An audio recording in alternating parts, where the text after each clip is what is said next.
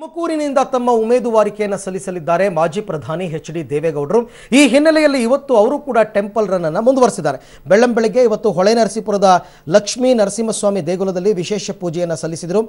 ದೇವರ ಪಾದದಡಿ ನಾಮಪತ್ರವನ್ನು ಇಟ್ಟು ವಿಶೇಷ ಪೂಜೆಯನ್ನು ಸಲ್ಲಿಸಲಾಯಿತು.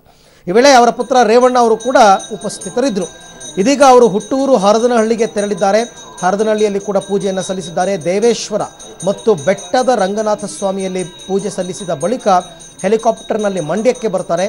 ನಿಖಿಲ್ ಕುಮಾರಸ್ವಾಮಿ ನಾಮಪತ್ರ ಸಲ್ಲಿಸುವಂತಹ ಸಂದರ್ಭದಲ್ಲಿ ಉಪಸ್ಥಿತರಿರೋದಕ್ಕೆ ಅದಾದ ನಂತರ ಮತ್ತೆ ಹೆಲಿಕಾಪ್ಟರ್ ಮುಖಾಂತರ ತುಮಕೂರಿಗೆ ತೆರಳಿ ತಮ್ಮ ಉಮೇದುವಾರಿಕೆಯನ್ನು ಸಲ್ಲಿಸ್ತಾರೆ.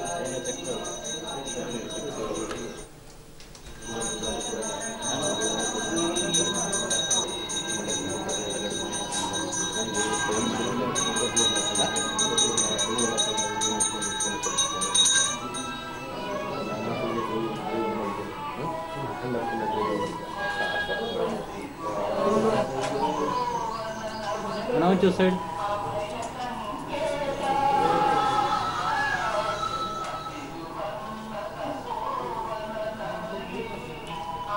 ಓಕೆ, ಬೆಟ್ಟದ ರಂಗನಾಥ ಸ್ವಾಮಿ ದೇಗುಲದಲ್ಲಿ ಪ್ರಧಾನಿ ದೇವೇಗೌಡರು ದೇವರ ಮುಂದೆ ಕೂತು ನಾಮಿನೇಷನ್ ಪತ್ರಿಕೆಗಳಿಗೆಲ್ಲ ಸೈನ್ ಮಾಡಿರ್ತಕ್ಕಂಥದ್ದನ್ನು ತಾವು ನೋಡ್ತಾ ಇದ್ದೀರಾ.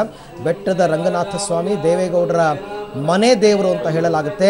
ಯಾವುದೇ ಮಹತ್ವದ ನಿರ್ಧಾರಗಳನ್ನು ತೆಗೆದುಕೊಳ್ಬೇಕಾದ್ರೆ ದೇವೇಗೌಡರ ಕುಟುಂಬದವರು ಇಲ್ಲಿ ಬಂದು ಪೂಜೆ ಸಲ್ಲಿಸಿ ನಂತರ ಮಹತ್ವದ ನಿರ್ಧಾರಗಳನ್ನು ತಗೊಳ್ತಾರೆ.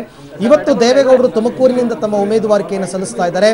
ಹಾಗಾಗಿ ತಮ್ಮ ಮನೆ ದೇವರಿಗೆ ಪೂಜೆಯನ್ನು ಸಲ್ಲಿಸಿ ಹರಿಕೆಯನ್ನು ಹೊತ್ತು ಕಾಣಿಕೆಯನ್ನು ಸಲ್ಲಿಸಿ ಅಲ್ಲಿಂದ ಅವರು ತೆರಳಿದ್ದಾರೆ. ಇವತ್ತು ಬೆಳಗ್ಗಿನಿಂದಲೂ ಕೂಡ ಟೆಂಪಲ್ ರನ್ ಮಾಡ್ತಾ ಇದ್ರು ದೇವೇಗೌಡರು. ಅದರಲ್ಲೂ ಪ್ರಮುಖವಾಗಿ ನಿಮಗೆ ನೆನಪಿರಬಹುದು, ಪ್ರಜ್ವಲ್ ರೇವಣ್ಣ ಕೂಡ ಇದೇ ಜಾಗದಲ್ಲಿ ಕೂತ್ಕೊಂಡು ತಮ್ಮ ನಾಮಿನೇಷನ್ ಅರ್ಜಿಗಳಿಗೆ ಸಹಿಯನ್ನು ಹಾಕಿದ್ರು. ಇಲ್ಲೂ ಕೂಡ ದೇವೇಗೌಡರು ಅದೇ ರೀತಿ ಸಹಿಯನ್ನು ಹಾಕೋದ್ರ ಮುಖಾಂತರ ದೇವರಿಗೆ ಸಂಕಲ್ಪವನ್ನು ಮಾಡಿ ಬಂದಿದ್ದಾರೆ. ಪರಮೇಶ್ವರು ಉದ್ದನಮೇಗೌಡರು ಸ್ವಲ್ಪ ಆವೇಶದಲ್ಲಿ ಮಾತಾಡಿ ಪರಮೇಶ್ವರ್ ಹೇಳಿದರು, ಗೌಡ್ರದಲ್ಲಿ ಏನೂ ಹಸ್ತಕ್ಷೇಪ ಇಲ್ಲ, ತೀರ್ಮಾನ ಹೈಕಮಾಂಡಲ್ಲಿ ಸ್ಟೀರಿಂಗ್ ಕಮಿಟಿಲಿ ನಾನೇ ಇದ್ದೆ, ನನ್ನ ಕಣ್ಣಿಂದ ನೋಡಿರೋದು, ಹಾಗೆಲ್ಲ ಮಾತಾಡಬಾರ್ದು.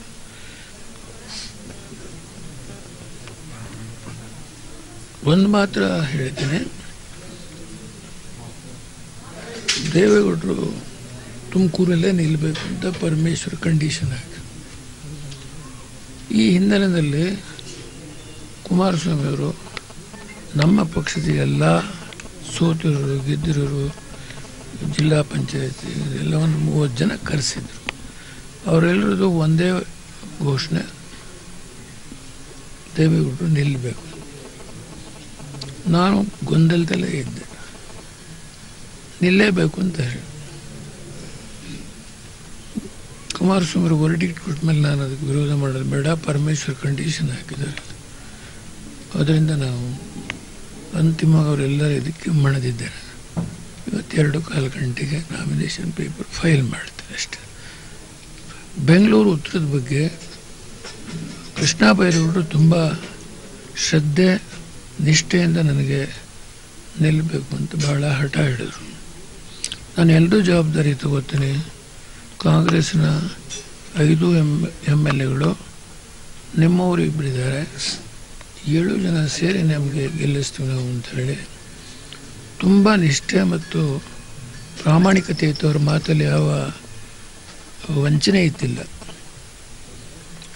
ನನ್ನದೇ ಜವಾಬ್ದಾರಿ ತಗೊಳ್ತೀನಿ ಅಂತ. ಆದರೆ 2 ಕಡೆ ನಿಲ್ಲೋದು ವೀತ ಅಲ್ಲ ಅಂತ ನಾನೇ ರಾತ್ರಿ ಅವ್ರಿಗೆ ದಿನೇಶ್ ಗುಂಡೂರಾವ್ಗೆ ಹೇಳಿದೆ, ಪರವಾಗಿಲ್ಲ, ನಮ್ಮದೊಂದು ಸೀಟ್ ಕಡಿಮೆ ಆದರೂ ಚಿಂತೆ ಇಲ್ಲ, ನೀವು ಯಾರು ಬೇಕಾದ್ರೂ ನಿಂತ್ಕೊಳ್ಳಿ ಅಂತ. ನನ್ನ ಹಳೆಯ ಸ್ನೇಹಿತರಿಗೆ ಕೆಲವ್ರ ಹೆಸರನ್ನ ತೊಗೊಂಡು ನಾನು ಪ್ರಸ್ತಾಪ ಮಾಡಿದೆ. ಅವ್ರು ನನ್ನ ಜೊತೆಲೇ ಇದ್ದರು. ಈಗಲೂ ಅವ್ರು ನಿಂತ್ಕೊಳ್ಳೋದಾದರೆ ನನ್ನ ಪಕ್ಷದಿಂದ ನಿಂತ್ಕೊಳ್ಳಿ ಅಂತ ಹೇಳಿದೆ. ಅದಕ್ಕೆ ಸಾಧ್ಯ ಇಲ್ಲ ಅಂದರು. ಸರಿ, ಇಲ್ಲಿ ಮುದ್ದನಮೇಗೌಡರು JDSಯಿಂದ ನಿಂತ್ಕೊಳ್ಳಬೇಕು ಅಂತ ನಾನು ಕೇಳಿದೆ, ತಗೊಂಡು ಅದು ಸಾಧ್ಯ ಇಲ್ಲ. ಇನ್ನು 2 ಸೀಟ್ ಬಿಟ್ಟು ನಾನು ಎಲ್ಲಿ ಹೋಗಬೇಕು? ಅದರಿಂದ ಪರಮೇಶ್ವರು ನಿನ್ನೆ ಅವರೇ ಮುಖಂಡತ್ವ ವಹಿಸಿ ಜವಾಬ್ದಾರಿ ತೊಗೊಂಡು ಕೆಲಸ ಮಾಡ್ತಾ ಇದ್ದಾರೆ. ಇವರ ನಾಮಿನೇಷನ್ಗೂ ಅವರೇ ಬಂದು ಕೂರ್ತಾರೆ. ಷಡಾಕ್ಷರಿಯವರು ಬರ್ತಾರೆ. ತಿಪ್ಟೂರು ಕಾಂಗ್ರೆಸ್ನ ಮುಖಂಡರು, ಅಲ್ಲಿಂದ ನಮ್ಮ ಇವರು ತುಮಕೂರಿನ ನಮ್ಮ MLC ಮುಸ್ಲಿಂ ಅವರು 3 ಜನ, ನಮ್ಮ ಪಕ್ಷದ ಮಂತ್ರಿ ಶ್ರೀನಿವಾಸ್ ಅವರು 4 ಜನ ನಾಮಿನೇಷನ್ ಫೈಲ್ ಮಾಡ್ತಾರೆ. ನಾನು ಅದಕ್ಕೆ ಸಂಬಂಧ ಮಾತಾಡಲ್ಲ, ಬನ್ನಿ.